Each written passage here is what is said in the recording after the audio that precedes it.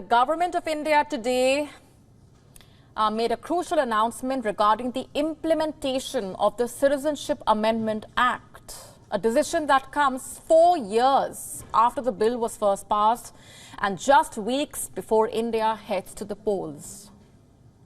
The CAA, which makes religion for the first time a test of citizenship in India, was cleared by the Parliament amid fierce resistance from the opposition in December 2019.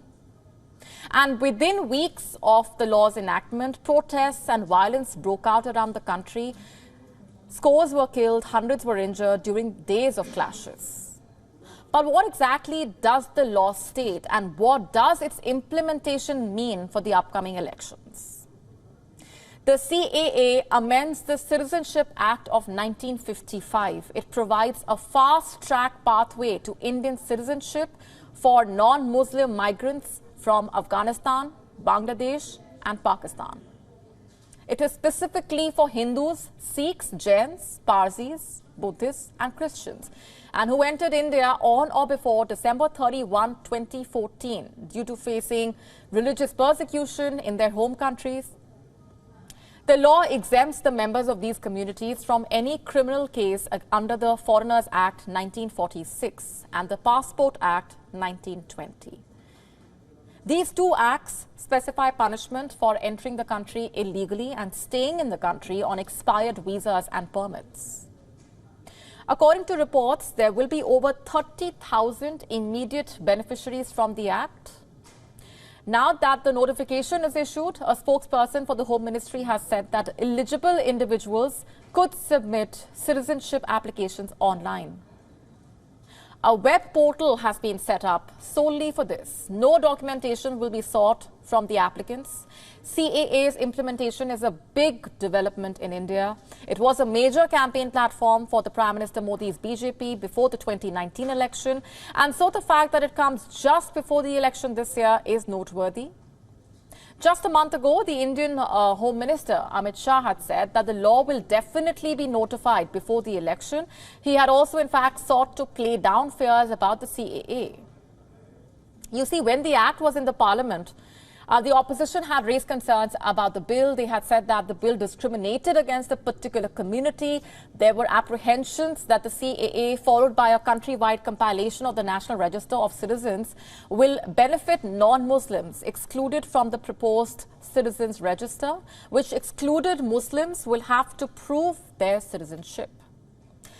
Meanwhile, in Northeast India, the agitation against the Act had other reasons.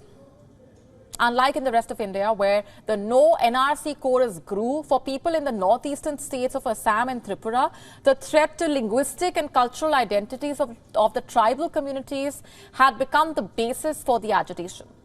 For them, the determination of citizenship on religious lines compounded that threat. There were concerns that the CAA contradicts Assam Accord of 1985. It states that illegal migrants, irrespective of religion, who had entered India from Bangladesh after 1971 would be deported. You see, illegal migration from Bangladesh has for long been a concern in northeastern states. The influx of migrants in the state had inalienably altered the demography, besides putting a severe strain on the state's resources and the economy. As per reports, there are an estimated 20 million illegal migrants from Bangladesh in the state of Assam. So how did the government address these concerns? Well, through exceptions.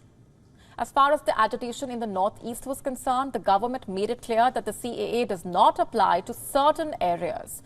These are tribal areas of Assam, Meghalaya, Mizoram and Tripura.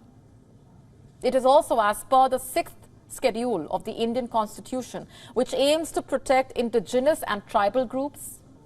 Further, the exceptions also include the states regulated by the Inner Line Permit under the Bengal Eastern Frontier Regulations 1873. And as far as the rights of religious minorities are concerned, the Indian Home Minister has said time and again the CAA does not intend to target minorities. Amit Shah has asserted that under the Prime Minister Modi-led government, the rights of each citizen are equally protected. He had said, and I'm quoting, the only religion that the Modi government follows is the Constitution of India. We are not here only to run the government, but to solve the genuine problems of the common man. WION now available in your country. Download the app now. Get all the updates on the move.